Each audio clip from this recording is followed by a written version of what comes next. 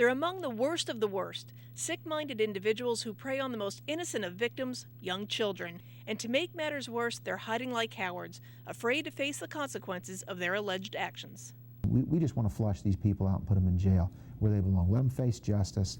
Sitting atop that list is Nelson Sanderson, a 72-year-old accused of molesting 2 young girls. But once those charges came to light, Sanderson hightailed it out of town. The chances are slim and none, and I think Slim probably left the room, that this was the first time or the last time that that's happened.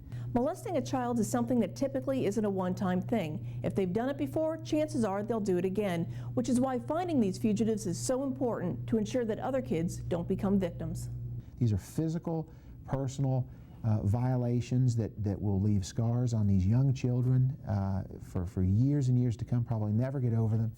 And then there's John Shama Leandre, a Lehigh man who is getting ready to head to trial on charges of raping and impregnating an 11-year-old girl.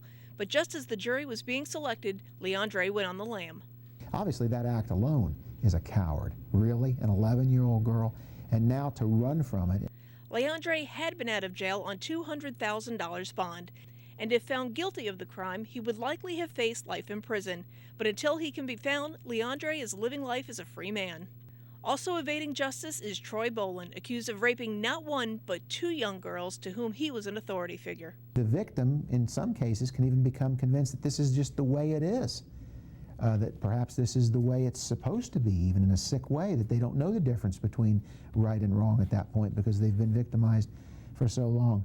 Detectives remain determined to locate these predators and get them locked up, hopefully for good. And just one anonymous tip could make that happen. But we can't let up. We have to maintain pressure on these people.